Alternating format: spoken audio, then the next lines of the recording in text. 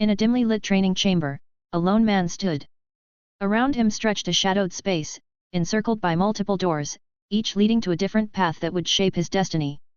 Above each door hung a unique symbol, often depicting a weapon, a piece of armor, or sometimes a shield. The doors themselves varied as well, some were made of wood, others of hardened steel, and a few gleamed with polished gold. The right path is usually obvious, but this time, Robert had circled the training chamber, inspecting the doors that led to new classes. Ascension spaces were said to take the shape of places deeply ingrained in a person's soul, and for him, it was this very underground training hall where he had spent years of his youth. The first time he was here, only a single door had stood before him. His initial ascension ritual had offered no trials, he had simply been granted the warrior class. It was a basic path, common and unremarkable, yet it had shaped the course of his life.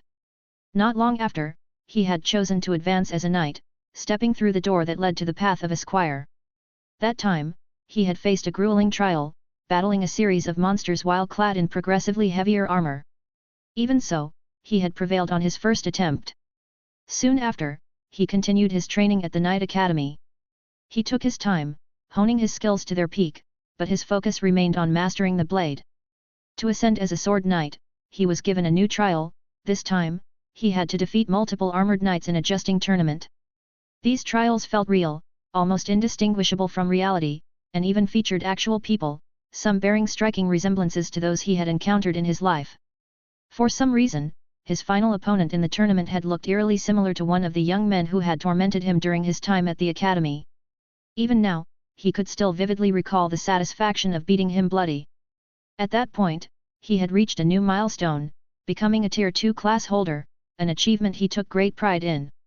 Around this time, he reunited with his brother, and after their encounter, he promised to catch up. Determined, he set out toward the border, battling the kingdom's enemies while also being utilized by the army to cull some of the monster tribes in the north. Eventually, he attained his next class, one far rarer than the others, the Noble Blade, a specialization focused on mastering the sword while donning heavy armor. During his ascension trial, he was once again forced to face numerous enemies, all while wielding a sword of lower quality than his multiple opponents. The class focused more on reinforcing his strikes and honing in on his opponent's weak points rather than relying on brute force. This was also the first time he had failed an ascension trial, requiring 2 attempts to overcome it. Something that he was ashamed of, as his elder brothers didn't seem to have failed even once until their Tier 3 ascension attempts. Upon reaching level 100, his progress slowed to a snail's pace. Yet, his unwavering determination to prove himself to his father and make his mother proud kept him going. He threw himself into battle time and time again, fighting fiercely and carving through countless foes in the name of the Arden family. But no matter how hard he pushed himself, he felt like he was chasing a ghost. The more he struggled, the more it seemed as if he was falling behind. All the strength he had gained paled in comparison to his father and many of the other powerful knights he encountered. The absence of any aura skills was undeniable, and deep down, he knew the truth: he would never be able to catch up to those who had been more blessed. Robert exhaled deeply, his gaze sweeping over the array of doors before him. Some looked familiar, doors of steel and gold with weapons and armor set beside them, signifying the paths of warriors and knights. Others were more refined, representing noble combatants, sword masters, and defensive guardians. Each door was a path, a possible future, a decision that could shape his fate. But then there were the strange doors, the ones that defied expectation. Unlike the others, these doors shimmered faintly with an ethereal glow. Ancient runic symbols were etched into their surfaces, pulsating with arcane power. Weapons and armor beside these doors were adorned with intricate engravings, imbued with magic beyond the scope of simple craftsmanship. They looked like something his younger brother would craft. Could this be because of that title? Recently, he had obtained the Rune Vassal title along with the Rune Mastery skill. At the time, he hadn't thought much of it, as it merely allowed him to use runic equipment more efficiently. However, now, faced with multiple rune-inscribed doors, he had to conclude that this ability was the key. Just like before, some doors appeared superior to others. Some were made of ordinary steel, while others gleamed with polished mithril and enhanced weaponry. Robert approached the shimmering runic doors, his fingers tracing the glowing symbols. Unlike the others, these doors pulsed with latent energy, as if aware of his presence. The weapons beside them were different from what he was used to. They weren't simple swords or shields but intricate constructs infused with runic magic. One bore a long sword lined with glowing blue veins, its edge humming softly, while another displayed a suit of armor with strange magic crystals. Now this is a problem. I didn't expect to have this many choices. After circling the area a few times, he identified several potential paths forward. The first was a massive mithril door, behind which lay a sword and an armor set suited for something akin to a sword champion class. This was more or less what he had expected to receive, at least, until he considered the other options. One of the other doors held a similar setup, but the armor and sword were covered in intricate runes, suggesting a class like rune champion. Given that he was now working under his brother, a powerful runesmith, so this might have been the better choice. He lacked aura skills, meaning the prestigious aura-based classes were beyond his reach. However, he had seen firsthand what his brother could achieve with runic armor. What if he could do the same? This was likely his only chance to catch up to those monsters, a new path forward. What about this one? Why does it lack any weapons or armor? Robert had nearly decided on the door leading to the potential rune champion class when he suddenly hesitated before a different path. Like the others, this door was crafted from gleaming mithril, but the runic glow emanating from it was even stronger. However, unlike the others, it displayed no weapons or armor, leaving him uncertain about what lay beyond. Normally, he would equip his gear before entering a trial, making this anomaly all the more confusing. It was the only door of its kind in the chamber, yet the sheer intensity of its magical energy far surpassed that of the rune champion door. That alone made him pause. Should I just try it? If it's bad, I'll just fail the trial and try again. Roland had advised him to take his time and not rush the decision. If he failed, he would be barred from retaking the test for a while, but the first attempt was always the safest way to test the waters. His mind drifted briefly to Lucille. She would have probably torn the whole place apart trying to figure out the door's secrets by now. Maybe I should just do it. The soft crackle of runic energy pulsed louder as he grasped the door's handle, twisting it. The door creaked open with an eerie but welcoming sound. With a deep breath, Robert stepped inside. A corridor stretched ahead of him, endless, it seemed. The air was thick with ancient power, and the stone walls were lined with more runes than he could count. The moment his foot crossed the threshold, the door behind him slammed shut, leaving him no choice but to move forward. As he walked deeper into the corridor, he felt a strange pull. Not a danger, but a beckoning. A subtle force that tugged at him, leading him down the endless path. Time seemed to stretch and warp here. The stone underfoot remained the same, and yet the passage felt different, as though the very space around him was alive, breathing, watching him. Eventually, he reached the end of the corridor, where a grand set of doors awaited, twin obsidian gates inscribed with runes he didn't recognize. At that moment, he wished he had listened to Lucille when she had tried to teach him the basics of runes. While people like him couldn't directly read them, their shapes and colors usually hinted at their purpose.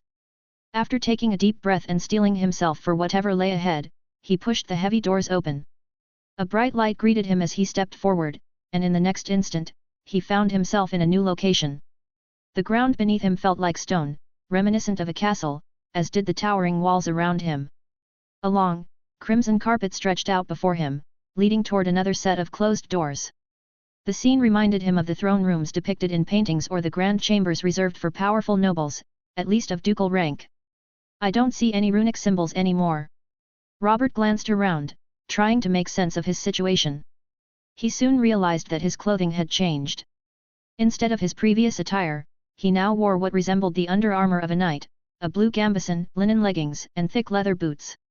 He seemed woefully under-equipped for battle, but before he could dwell on the thought, the sound of footsteps echoed from one of the side entrances. From the doorway emerged a man who bore an uncanny resemblance to the Arden Estate's head butler. "Sir Robert, you have arrived. My lord has been awaiting your arrival. Please, follow me." Robert nodded and allowed the butler to guide him forward. While the situation might seem strange, it was consistent with the other Ascension trials. In these illusory spaces, the people he encountered often took on the appearances of those he knew in real life. He had seen his brothers in the previous trial, so the presence of the Arden Estate's butler here wasn't particularly surprising. After what felt like several minutes of walking, they arrived at a massive set of ornate double doors. The butler stepped forward, pushing them open with surprising ease for their weight. As the doors parted, Robert was greeted by a sight that made his eyes widen. A grand throne room stretched before him, its scale beyond anything he had ever seen. The ceiling rose high, illuminated by chandeliers lined with floating crystals. A deep crimson carpet led to an elevated platform, upon which sat a throne forged from blackened steel, adorned with glowing runic etchings that pulsed with an otherworldly light. On that throne sat a man clad in a suit of runic armor, its design eerily similar to the one worn by Roland, his younger brother. The figure's presence was overwhelming. The runes on his armor shimmered and shifted as if alive, responding to his very breath. The helm, though obscuring his face, exuded an aura of authority. When he finally spoke, his voice caused his body to tremble as if he was speaking to some type of superior being. "You have come at last. My champion." The voice was deep, powerful, and resonated throughout the hall. Robert stiffened at the words, his mind struggling to catch up. However, the armored man's eyes continued to glow and he resumed. "The tournament is soon to begin, and you have been chosen. Prove your worth, and you shall take your rightful place at my table. Fail, and you shall be forgotten." Robert swallowed, his instincts telling him that this trial was unlike anything he had faced before. The previous trials had tested his skills in battle, his endurance, his tactics. But this felt different. It carried an air of something grander, something more meaningful. "You shall be given the tools necessary for your battles. The right weapon and armor to face your first opponent. Head to the fitting chambers, speak with the runesmith, and prepare thyself." The butler beside Robert gave a polite nod. "Come, Sir Robert. The runesmith awaits." Robert followed the butler through the grand corridors of the castle, his mind racing with thoughts of the trial ahead. The weight of the mysterious figure's words still lingered in his mind, "Prove your worth, or be forgotten." It felt as though the armored figure was telling him that this was the only way to progress in his life, or fail in his attempt to catch up to his brothers.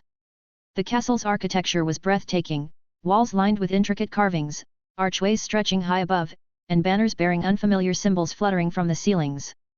Everything exuded an air of regality, but at the same time, there was something almost surreal about it.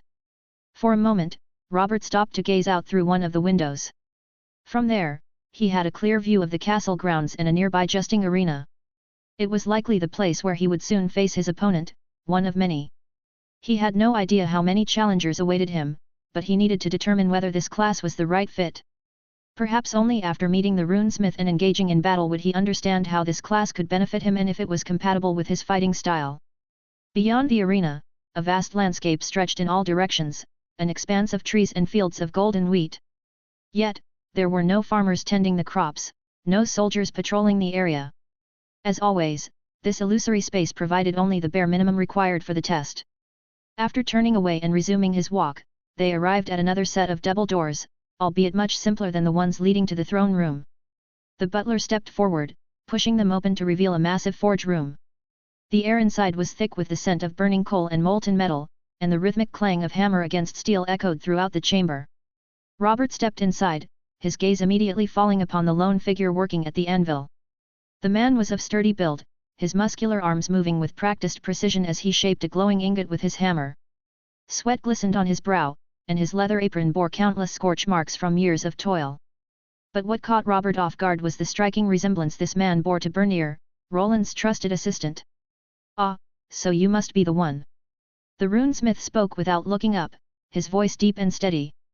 "About time. The tournament waits for no man."